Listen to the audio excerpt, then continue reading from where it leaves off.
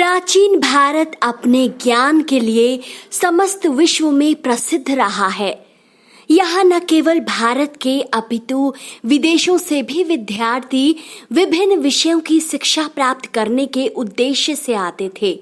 इसी वजह से भारत को समस्त संसार में विश्व गुरु का दर्जा प्राप्त था, जिसमें यहाँ के सुनियोजित ढंग से संचालित गुरुकुलों और कुशल प्रशिक्षकों का विशेष योगदान रहा है। प्राचीन काल में विद्यार्थी गुरुकुल में रहकर ही शिक्षा प्राप्त करते थे। वे आश्रम में गुरु के समीप रहकर अध्ययन के साथ साथ आश्रम की देखभाल का कार्य भी संभाला करते थे। भारत के इन्हीं गुरुकुलों ने इस संसार को बहुत से विद्वान जन दिए, जिन्होंने अपने साथ साथ पूरे देश का नाम रोशन किया। आज हम आपके सामने भारतीय गुरुकुल पद्धति के एक ऐसे ही विद्यार्थी की कहानी लेकर आए हैं। अन्य बालकों की तरह ही वरदराज को भी यज्ञोपवीत संस्कार के पश्चात माता पिता के द्वारा विद्या अर्जन के लिए गुरुकुल में भेज दिया गया, जहां वह अन्य विद्यार्थियों के साथ गुरुजी से शिक्षा ग्रहण करता और गुरुजी के निर्देशों का पालन करने का प्रयास करता।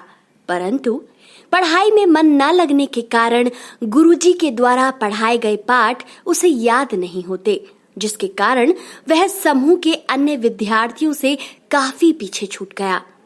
जहां उसके साथ के सभी विद्यार्थी हर बार अपनी परीक्षाओं में सफल होकर उच्च वर्ग में बढ़ जाते, वहीं वह उन परीक्षाओं में असफल होकर उसी वर्ग में रहता। गुरुजी के इतनी मेहनत के पश्चात भी उसके बार बार असफल होने पर गुरुजी को अपनी शिक्षा को उस तक न पहुंचा पाने के लिए बहुत दुख होता।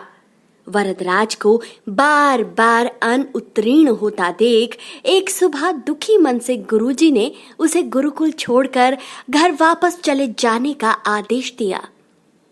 गुरुजी के इस आदेश को सुनकर वरदराज काफी दुखी हुआ और उसी दुखी मन से वह घर के लिए निकल पड़ा।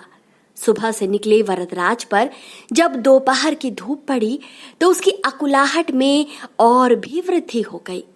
वो अपनी पीड़ा और प्यास को बुझाने के लिए उसी राह के किनारे स्थित एक कुएं की जगत पर जाकर बैठ गया और जैसे ही कुएं की मुंडेर पर बैठा तो उसकी नजर कुएं से पानी निकालने वाली रस्सी पर पड़ी।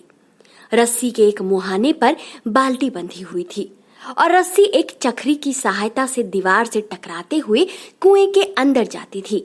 रस्सी जिस जगह पे दीवार से टकराती थी, वहां पे रस्सी की रगड़ से एक गहरा निशान पड़ गया था। एक कोमल रस्सी द्वारा इतनी सख्त दीवार पर पहुंचाए गए निशान के इस दृश्य ने वरदराज को इतना प्रभावित किया कि वह तुरंत ही उस स्थान से वापस गुरुकुल के लिए निकल पड़ा, जहां सुबह गुरुकुल से आते समय उसके दुखी मन स्थिति के कारण ये राह उसे कितनी दूर जान पड़ रही थी।